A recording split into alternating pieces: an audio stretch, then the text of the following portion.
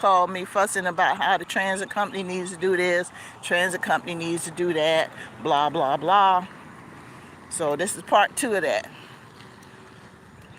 So I would call him out by his name. Have y'all see where I'm walking to? So I would call him out by his name and say, oh, hi, Mr. So-and-so. Tell me where you are and we'll find out what the problem is. Now, as I stated before, it didn't matter what the problem was. He was going to be angry anyway. So if he still continued to carry on after I gave him the information, I would either send him to the customer relations line, which in a lot of cases involved a long wait, or I would tell him, look, if you don't refrain from using that type of language with me, I'm going to have to disconnect this call. And if he continued to talk, I'd be like, disconnecting call due to, I forgot what I said it was. Oh, something in reference to disconnecting call due to uncooperative client or something like that. You guys know the spiel in the game. But this guy, that wouldn't be the end of the story, y'all. Nope. What he decides to do is, because he wasn't satisfied with what I had to say, he'll turn around and call back again, hoping to get another agent, and berate them. And if they wind up either disconnecting the call or sending him to customer relations, by the time he got to the third floor, don't send me to customer relations anymore because I need for y'all to do this, this, this, and this. Well, that's what customer relations is for. It's for comments and complaints and suggestions. Let them handle that. That man will go through the entire team and then will turn around and get back to me about an hour later. And I said, yes, I remember speaking to you before. I want a manager. So I get on the phone, I tell the manager, such and such is on the phone. And depending on who the manager is, because we had different managers, okay, let me talk to him. Now, I don't know what was said, because apparently they have a profile on this dude, and you know his details or whatever. But I know one thing, once it got sent over there, the ones who handled it, and the ones who didn't want to handle it, guess what they would do? Turn around and send them to customer relations the same way I did before. That's how come it always helps, y'all. When you're calling customer service for anything, this is a tip for anybody.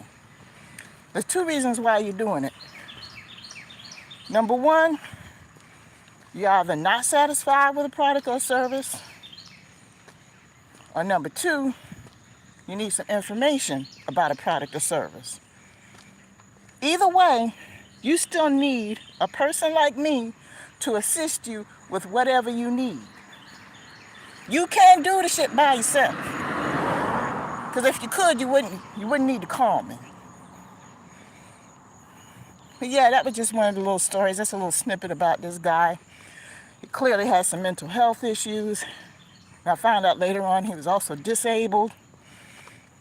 Come to find out, he was denied or he was removed from our paratransit service. Because paratransit services where, you know, if you live in a city where there's mass transit, they have the smaller buses that look like hotel shuttles that go directly to people's homes.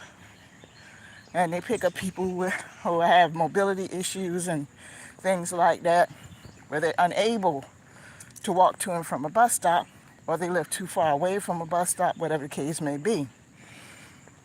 And come to find out, he was kicked out of that program. And he was stuck with having to go to the bus stop and ride the regular bus service, which was an inconvenience for him because he can't just call and schedule a bus like he could call and schedule a shuttle pickup.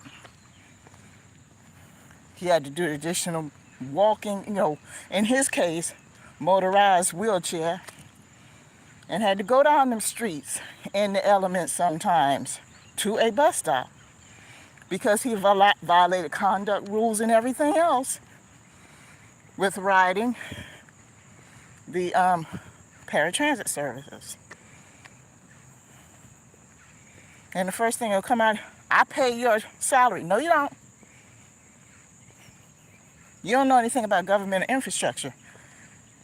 The fares that are paid for services on public transit, y'all, all that money is not for employees. The majority of the money that pays for operations and salaries of the employees come from the municipalities, the cities, the counties that we deal with that allow the vehicles to ride on the road. We receive funding from them by way of taxpaying citizens. The fares are a small percent of the revenue that is received. That's why in a lot of cases in some cities, they haven't changed their fares in like 4 or 5 years. They don't need to, because the government entities are giving it to them. So I kind of hope this helps someone today. I'm almost back at the house. The bugs have started. But I hope you enjoyed the view of the river, the wildlife, the walkers, the joggers, the doggies, the cats. I'll talk to you guys again. Peace to you all.